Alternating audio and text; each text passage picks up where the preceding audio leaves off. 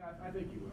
I just think you can't just blow it off. You gotta make some mention. We have to address it. You've gotta address it, because half of the people don't know the difference, to be quite honest with you. If I could jump in on the conversation, everybody in the legislature shares Senator Miller's point of view, and I think many legislators want us to be thoughtful about what we do, and since the governor wisely did pilots, we need to see what comes out of those pilots before we move forward and do something without it being based on actual outcomes in Georgia, as opposed to what might work in other states. Because Georgia is unique in terms of the fact that we have such a large state, and such a large portion of our state is rural as opposed to urban. And so some of the things that work in other areas may not translate to Georgia.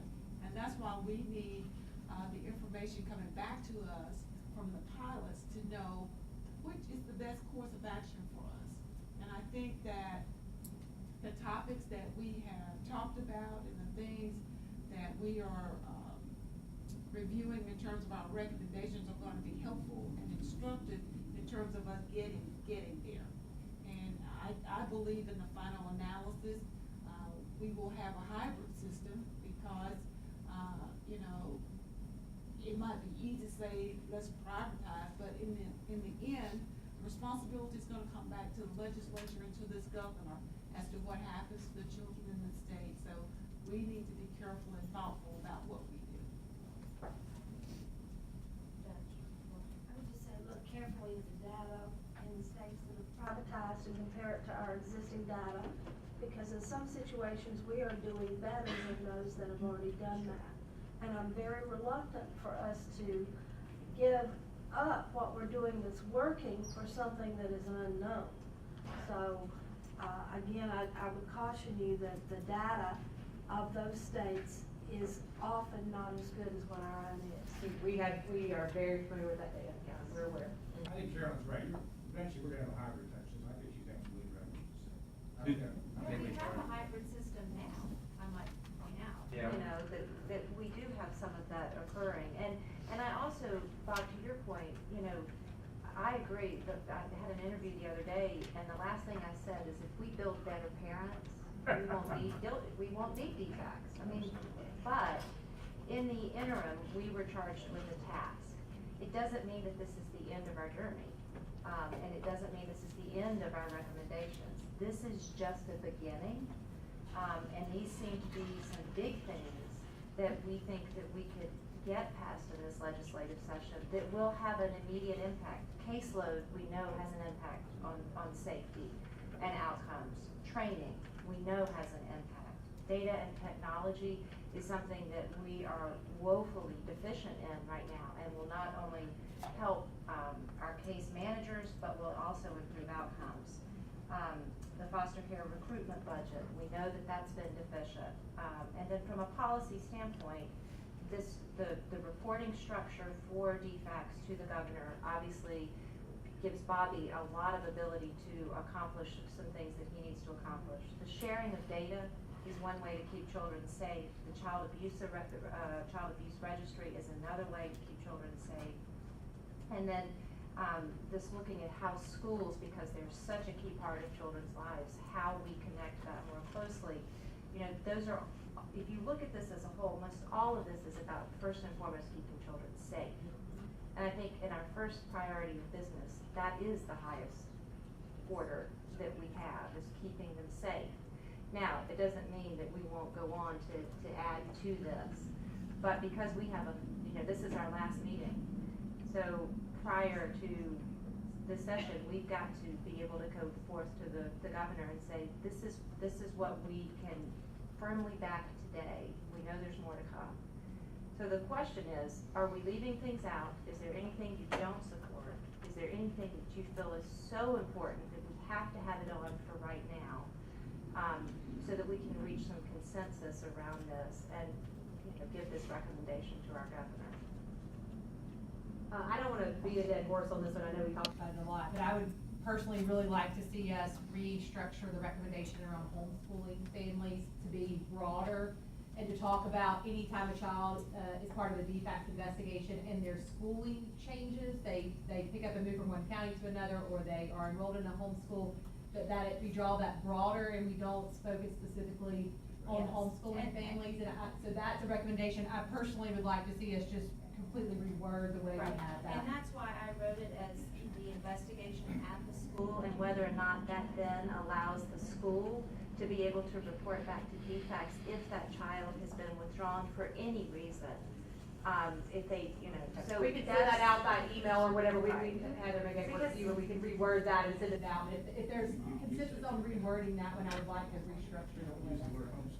Because I think the issue at hand really is if the child is removed for any reason while there's an ongoing investigation, that DFACS needs to know that. Does that get at the heart of? He's qualified as a diplomat, so. And coupling it with the mandated involvement of the school in Right. CPS, because that was one of your recommendations, Judge Walker, to make sure that the school knows that anytime the child, there's an investigation, you need to ensure that the school is involved, then you, Yes, because you're it setting completes up. that picture. Right. They are a Then you're- repository, they're like a third custodian of a child. Right.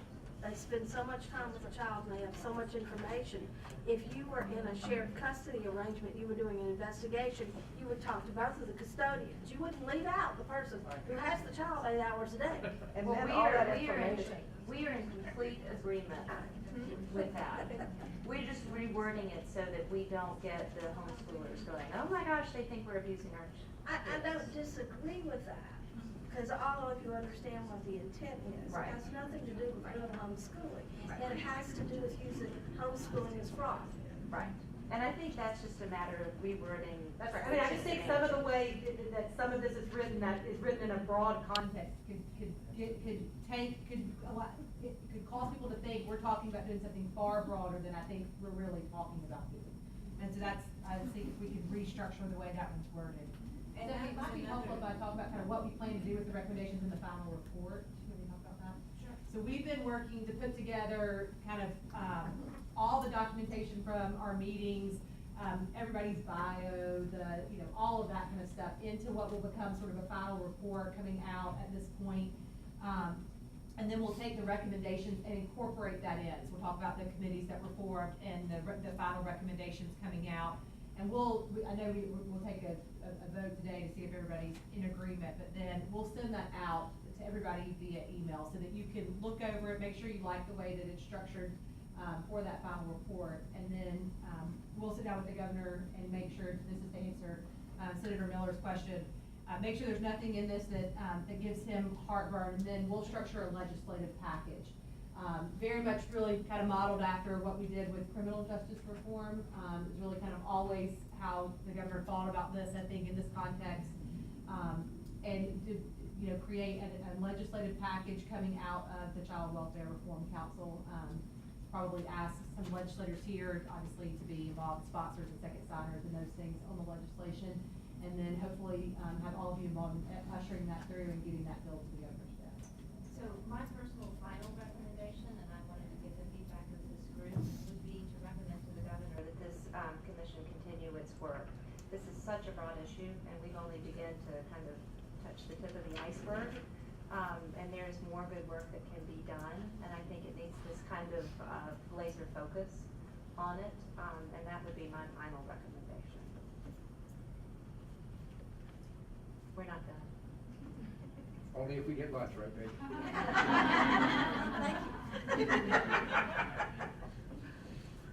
Well, if the council is gonna continue, it might be wise to just remove the whole homeschool recommendation at this time until we have more time to talk to, the, state director that houses that information and see how we can relay that information. Well, I think what we were talking about with Betsy is that the investigation, requirement that, case managers visit the school, that can move forward. And then what Betsy's gonna check on is whether or not at that point, that triggers, in every way that covers everybody, the opportunity for the school then, because if the investigator comes to the school obviously knows, about that child.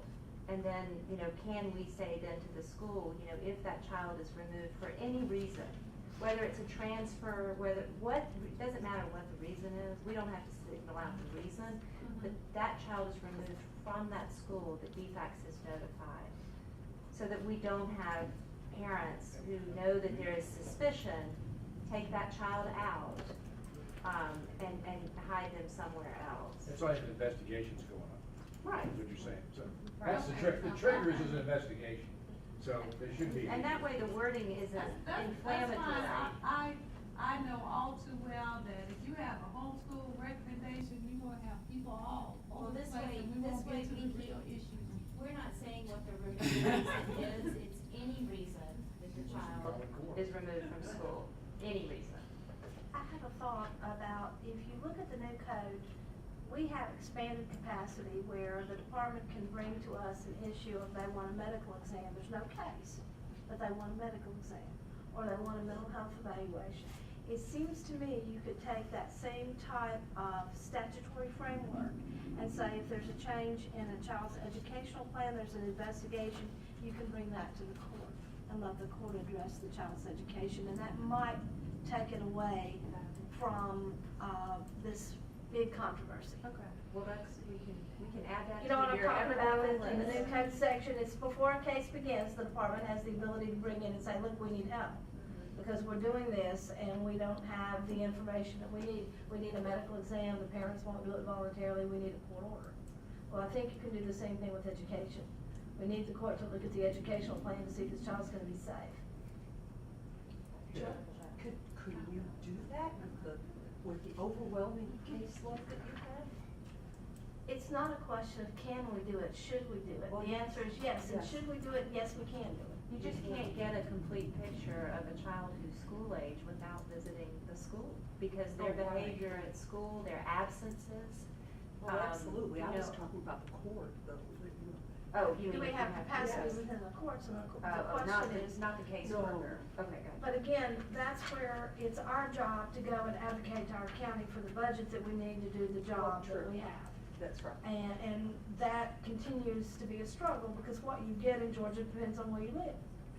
So. That's right. Well, I think we can, it may be that it doesn't have to go before the judge. It may be that the caseworker can, and we're gonna go back and figure that out legally and come back with wording But around that's your this. homework. Yeah, around this, and we'll submit that to each of you via email, and if you're comfortable with that, then we can move forward with that. Stephanie, I think it's probably worth noting that the last few really bad cases, they weren't, the kids, I mean, that's a big trigger. If you had that information, that those kids are being pulled out of school and they're being moved to another school. Yeah. Whether it's homeschooling or whether it's just moving them into a different school seems to be a pretty big red flag Yes, with it is. those children that end up with very significant. Because we require right now with the longitudinal data system, when a kid's pulled out of school and he's going to another school, they're supposed to transfer that information technologically wise. That's supposed to happen right now. But your wording will be so helpful, So, yeah. because when it's a We do that in student. school right now. They go to the cabinet Fulton, they switch supposed to switch the information over right away, when they find out where the kid's going. But sometimes the child will return to Mexico, and you don't know whether or not that has happened. So this wording is so important, it's so key, because it says for any reason, and therefore, you know, you don't know if it's homeschooling, you don't know Right, and what it that's is. So really that would be so beside the helpful. point. Right. The reason where they're going, is really beside the point. It's the Right. fact that they're being withdrawn, that's the issue. And that's an alert, it needs to be checked out. Right. It needs to be checked out. So we will wordsmith this in a way that's not inflammatory for those who choose to So All homeschool. we wanna do is address safety. Exactly. It really, that's the only issue. It's not any other issue, except that when you have a child, where you've got probable cause to think that the child's being abused, and then you lose access to the child because they take the child away from that safety net, we just want to build in some protection. Yes, we agree. Not with that word. Won't have a problem, it's perfect.